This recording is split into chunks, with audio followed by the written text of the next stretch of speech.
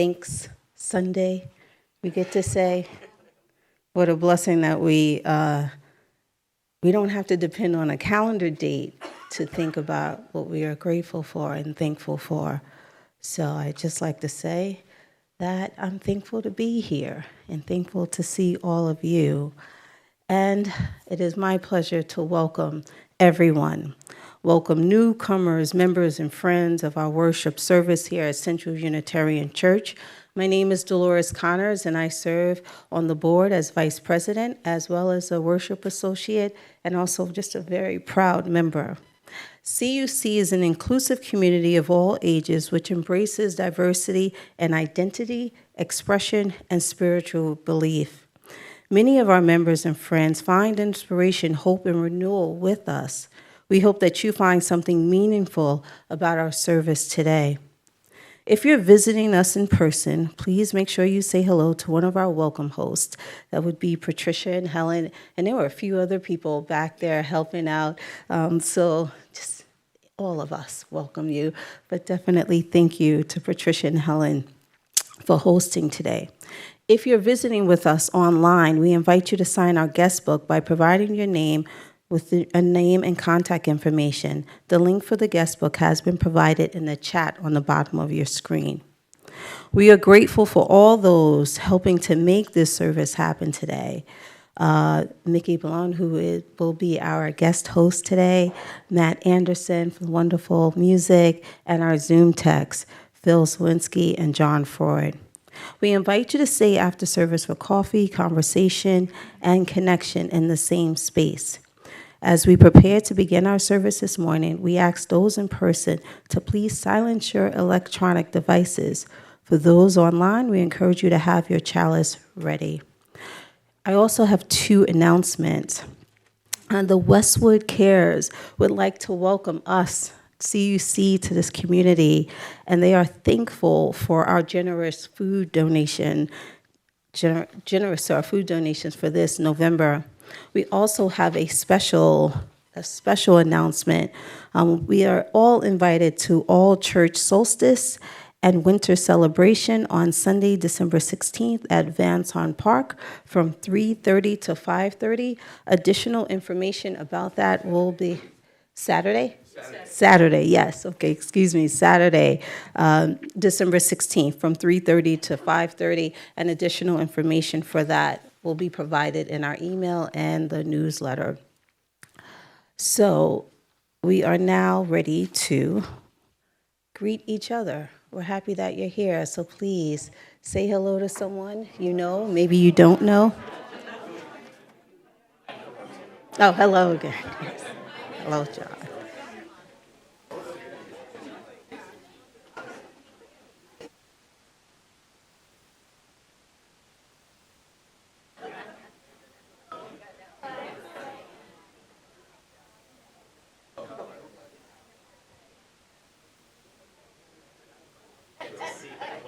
Yeah, right.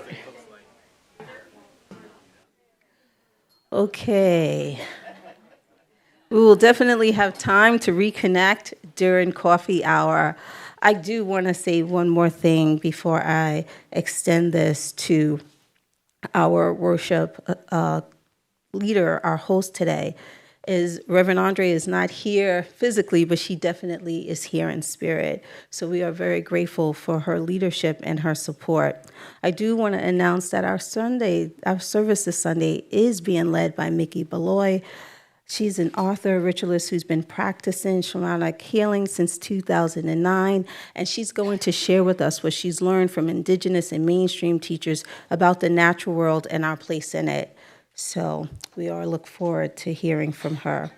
And now we will have our call to worship. These are words by the poet Andrea Gibson. Did you know that sometimes, when gathering nectar, bees fall asleep in flowers? Do you know fish are so sensitive, snowflakes sound like fireworks when they land on the water? Do you know whales will follow their injured friends to shore, often taking their own lives, so to not let their loved ones be alone when they die?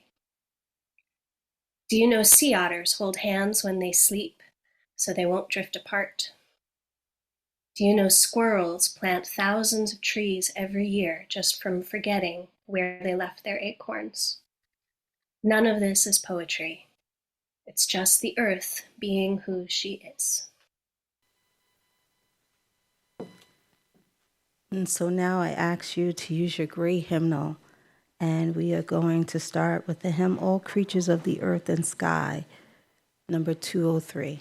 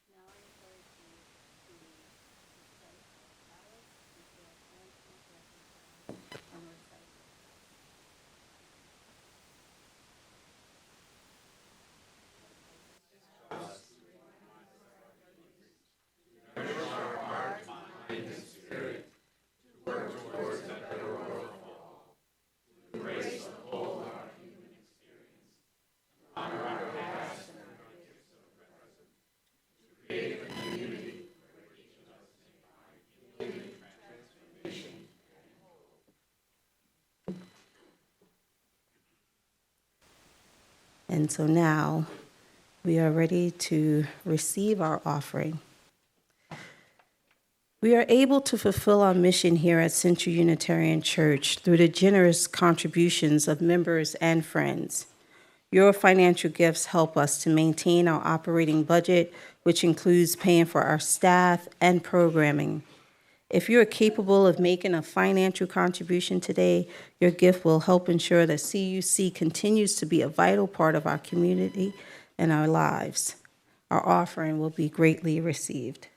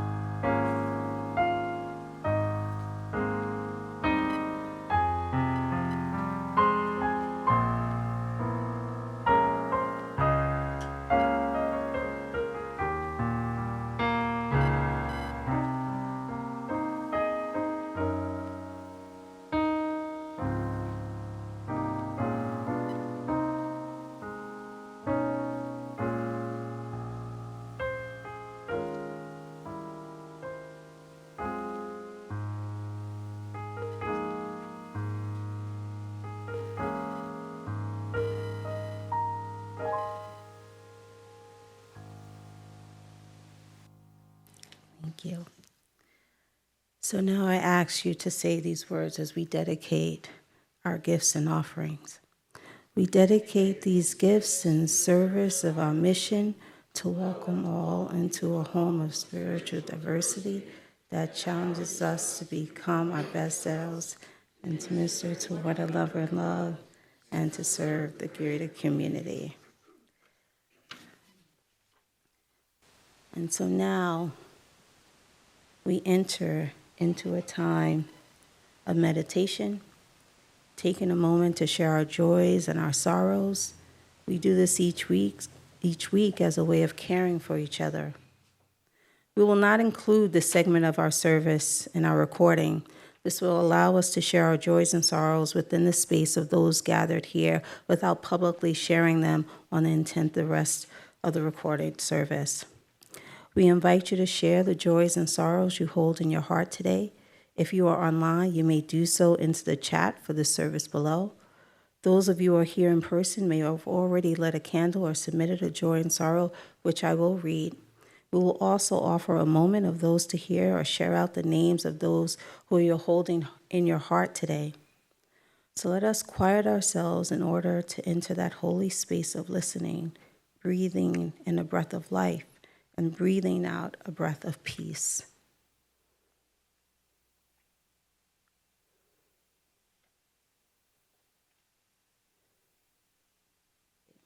So if you'd like to call out any names of anyone that's standing and holding in your heart, please feel free to do that.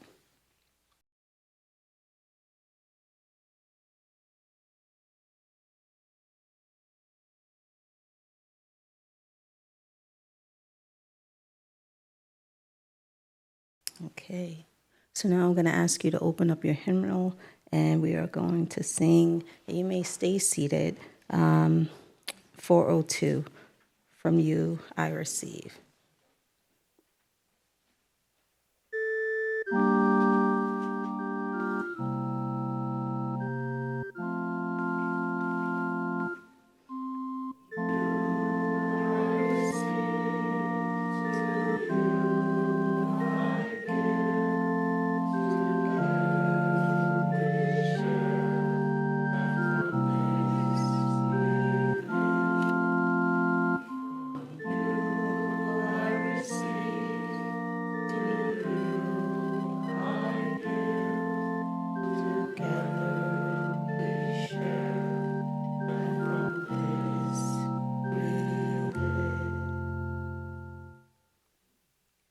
And so now I would like to hand the service over to Mikki Baloy, who's going to tell us a little bit more. Thank you. Thank you.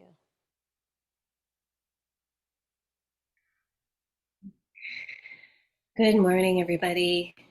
I'm grateful to be here with you, and sorry it can't be in person, but better safe than sorry since I was ill this week. And thanks to Phil and John and Delores for the last minute accommodation to being able to join you this way instead. It's good to be here with you for the first time in particular on Thanksgiving weekend to talk about animism.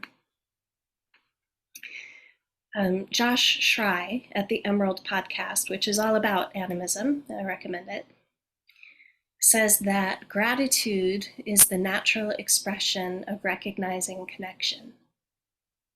Gratitude is the natural expression of recognizing connection. And when I heard that, the first thing I thought of was the Thanksgiving address from the Six Nations people. Maybe you're familiar. It takes about 10 minutes or more to read, so we're not going to do it this morning, but it's a really beautiful expression of that recognition of connection. And it's usually offered at the beginning of any gathering, and they give thanks to the entire natural world. And at the end of each section, they repeat the line, and now our minds are one. One in gratitude and recognition of our place in the universe. And that's at the heart of animism, really. It's an understanding of humans as one of many creations in the greater web. Other beings have life force and purpose. To paraphrase Graham Harvey and my teacher, Daniel Four, animism is the knowledge that humans are just one kind of person in a larger network of people, all of whom deserve respect. So people here doesn't just refer to us Homo sapiens. There are tree people who have their own insight into being alive. There's a fungus community that has its own culture. The mountain is a person, a very, very old one, who was here before us and will be here long after. The waters have many different personalities and forms, and certainly a sense of self-determination. Many animists also believe in deities or bigger powers, and they also include the ancestors and the descendants in the web of creation, because you're still part of the community even if you don't have a body right now.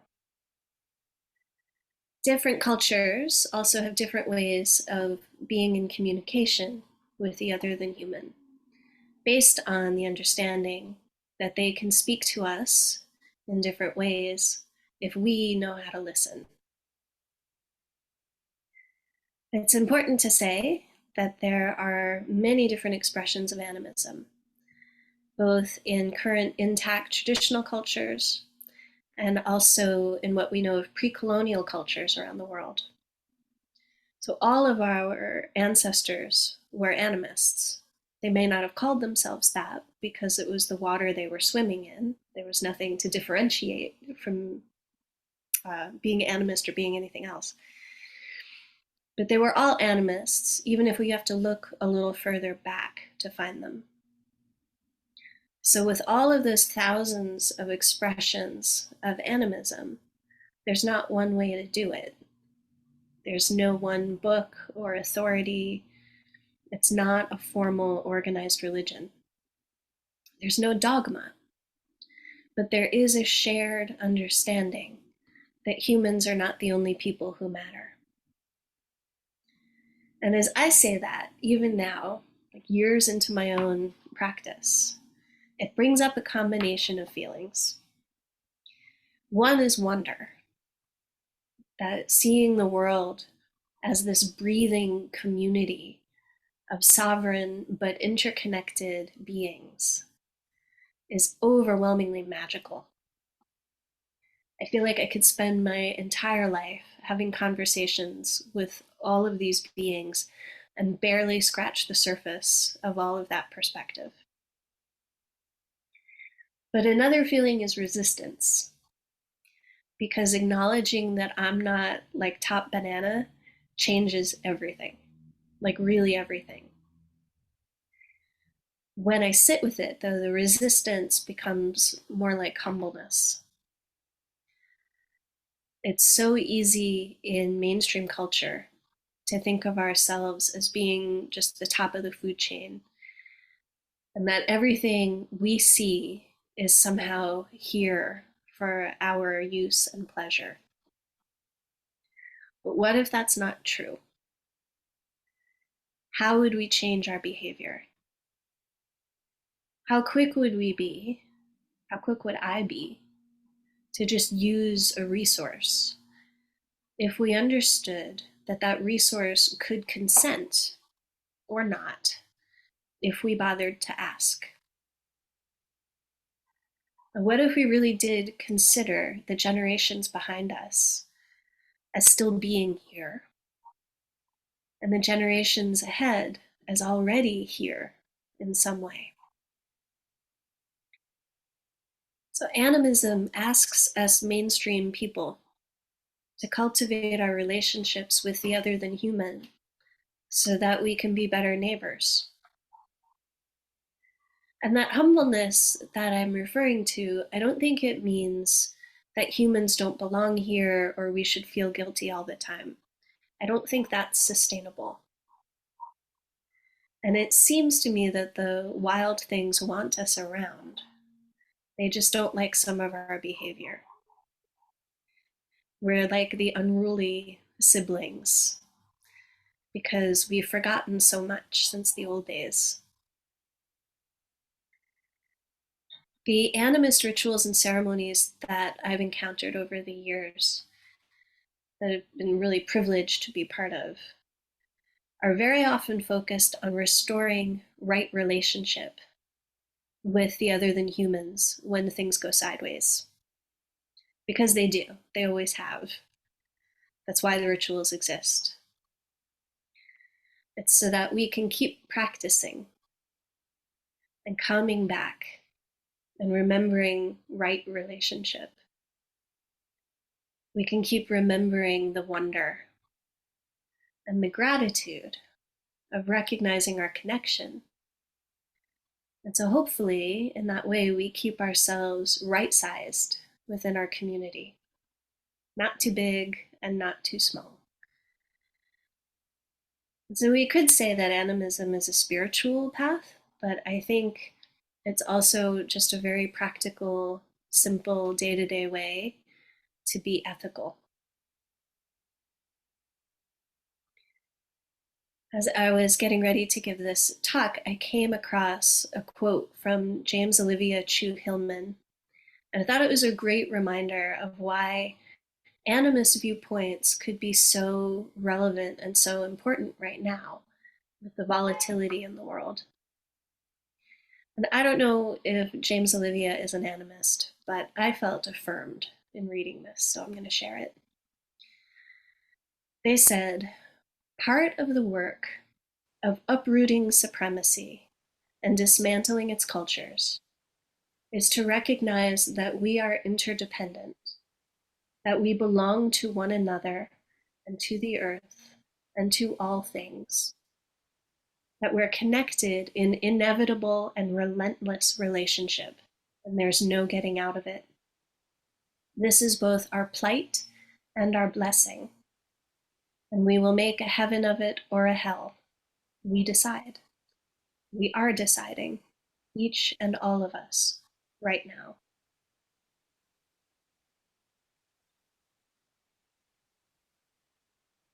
I promised a meditation in the description as part of our time today. So I welcome you to join me for that. You can close your eyes if you like, if that's comfortable. Either way, just take a moment here for a good, slow, and nourishing breath. Just letting yourself settle into your body a little bit more. Remembering that your body contains so much. It's the minerals in your bones, the water of your blood, and even the microbes in your gut. Generations of ancestors survived and passed along DNA to you. So take a moment and recognize that you're more than your personality, more than just your notion of you.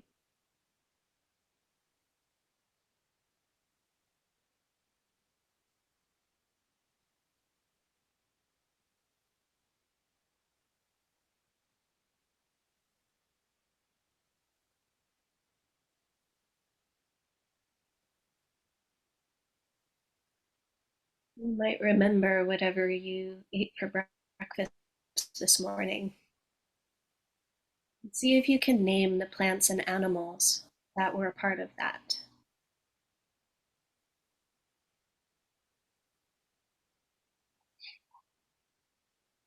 Remember those lives, the soil and sun and water that nourished your food before it was food.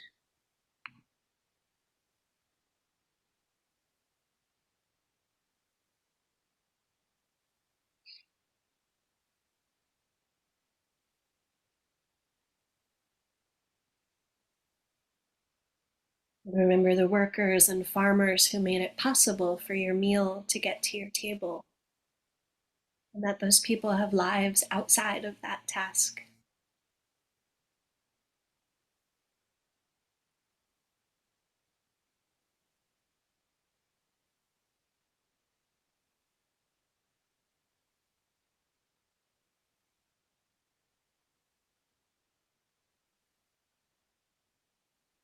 Consider the other beings in the room with you right now. Other humans, houseplants, maybe insects, or even the tiny things like dust mites.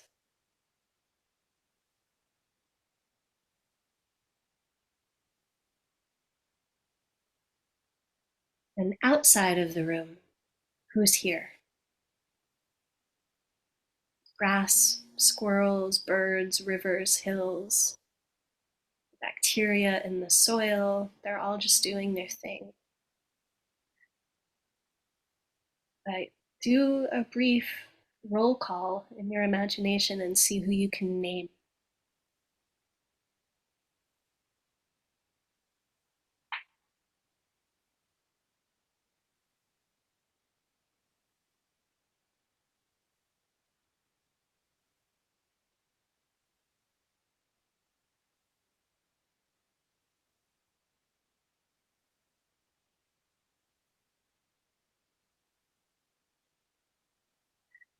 Remember that even the things we call man-made are still made of raw materials, of wood, iron, copper, petroleum. Even those man-made artificial things are still from the earth.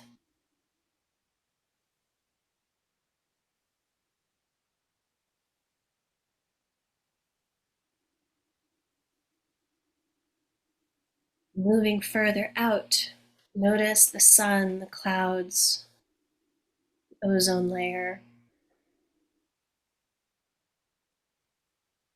the oceans, and the phytoplankton that provides so much oxygen.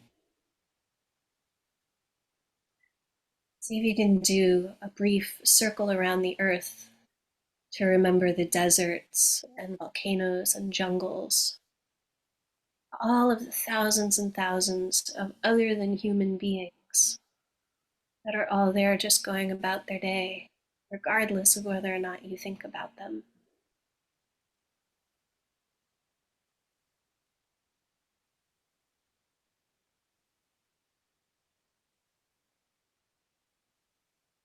Even further out, the whole cosmos, every star, moon, planet, galaxy, so ancient ones.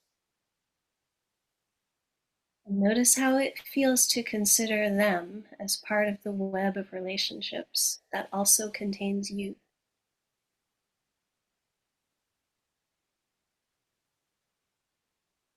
And if it feels true for you, you can take a moment to just offer your wonder or praise or thanks for being a part of the world.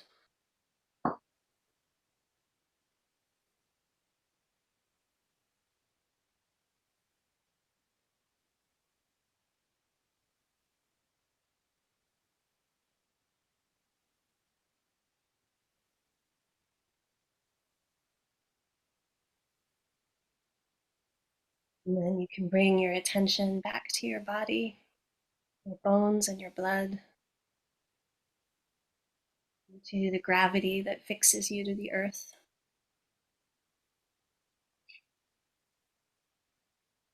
This breath, which was breathed before by the sea and the trees,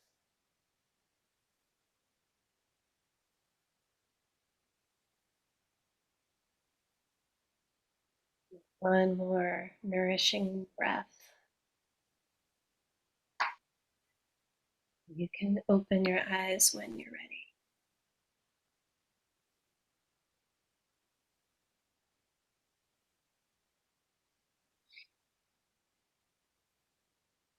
It is good to be with you. It's good to be connected. I want to thank you for listening and joining me for that short practice. And maybe next time I can be with you in person and stay for coffee. Thank you.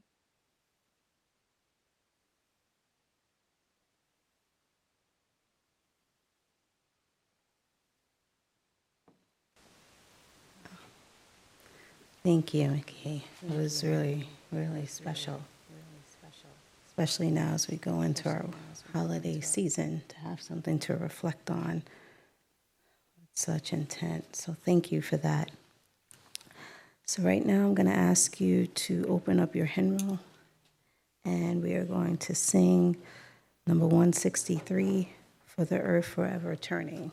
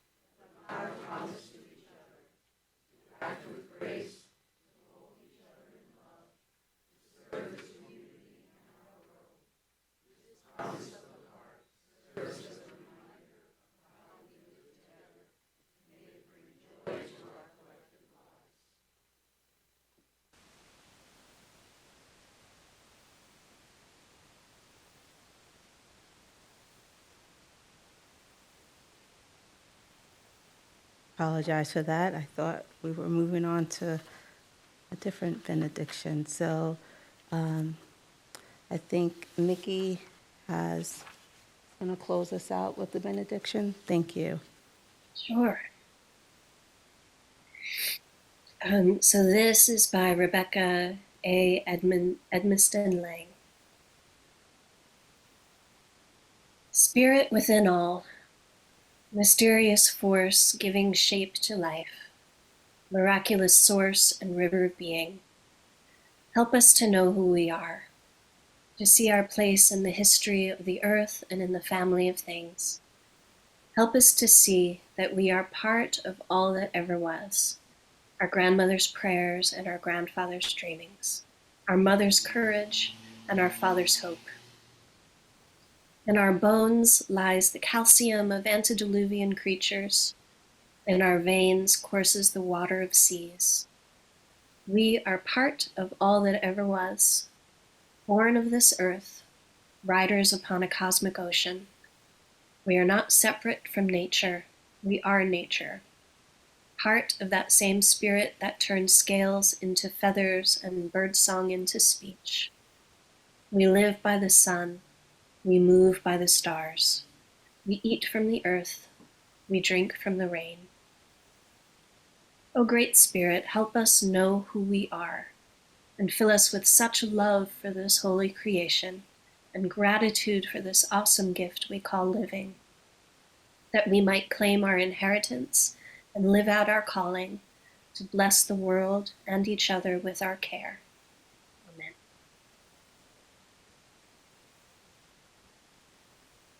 Now I ask that we enjoy the postlude, and then after we will be joining for coffee, conversation, and connection.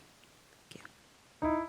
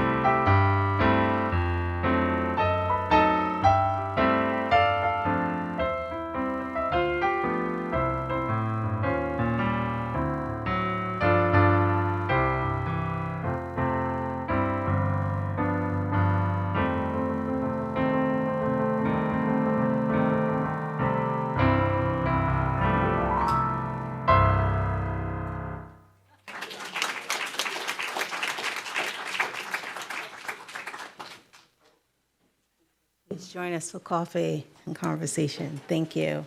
Thank you.